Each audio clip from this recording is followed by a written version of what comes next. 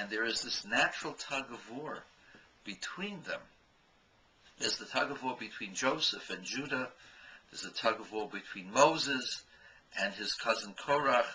There's a tug of war. Why is it happening? Why was Moses opposed? Because Moses was from Hevel and Korach was from Cain. Moses was from kindness, Korach was from discipline, toughness, and the two could not see eye to eye. And this is a constant struggle. Who will emerge more powerful? Ultimately, according to my best gleanings of the Kabbalah, the Cainites, the people from the Gvura side, ultimately will overpower the people from the right side. In this world, the right side is stronger. Those are the people from the house of Hillel, the people from the house of Shammai, the minority. But ultimately, their side will win out because they are tougher, stronger, more disciplined, sharper, more perceptive, and people of action as opposed to people of words. And the Messiah will be from the Cainites, from the people of Cain. But in the meantime, these are two separate types of traits. One kind and compassionate and giving and caring, the other tough and rigid, not rigid completely, but disciplined, making sure that everything is the way it's supposed to be. These are two different traits that can't get along with each other. And wool, interestingly, wool is a warm kind of fabric. It keeps you warm in the winter. It's a winter fabric. Linen, on the other hand, is smooth, doesn't have any air pockets. It's a wonderful summer fabric, keeps you cool in the summer, lets you sweat through, never loses its crease. It's tremendously strong. A little bit of it goes a long way, and so therefore it can be a very light kind of fabric and still be very strong. And so one is summer, one is winter. They can't get along, just like Cain and Hevel couldn't get along. And in the natures of people, same idea between in the milk and meat, the cheeseburger issue. Meat and milk are two opposites. Cain and Abel are two opposites. One kind and easygoing, the other tough and rigid and disciplined. And these are two separate natures, can't be mixed together. You can temper kindness with responsibility. You can temper organizing with compassion and charity, but you can't make them different than the way they are. You temper them.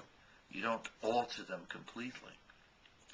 And so the Torah says, keep them separate. Keep wool and linen apart, because they can't get along. You cannot have these opposite forces coming together in one garment, in one soul. The garment is a euphemism for the soul. In your soul, you can't have. You either are kind and compassionate, or you're organized and everything is disciplined. You can't be both. But there is one exception. The exception is under God. And that's the whole idea of the Talus and the tzitzis. You see, the strings are little tiny strands. That's limited. That's expressions that are limited. The garment represents the whole ball of wax, the infinity of the soul, the infinity of God. Where you have infinity, you can have different types of strings and strands, and they don't clash with each other, because there is an overarching, overriding presence that helps them work things out. As long as there's strings, as long as we're dealing with the intellect and the feelings of people, the two feelings are opposite. When you have this enormous revelation of the infinite, then the strings don't seem to contradict each other. They're not different, really, at the core, because everything's part of God's infinity. And that's what happened in the temple, in the service of the temple. You were supposed to feel the unity of God as God is infinite, as God is over all limitations. And in that environment where God is beyond all limitations, things that are defined and limited can get along with each other. Not only can they get along, but they have to get along with each other. Because in God's presence, we say, O Sash Shalom Bimramav. He makes the peace in his high angels, that you have on one side Michael, the angel of water, and Gabriel, the angel of fire, and the two can stay side by side, and they don't extinguish each other. They can get along, and they won't be destroyed by each other. And that, my friends, that's the ultimate.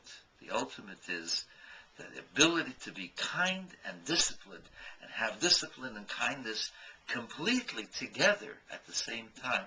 That's something that we can't do in and of ourselves. We can do it in the presence of the divine. You and I may be different people, but in the presence of the Messiah, in the presence of God who will be revealed, we will all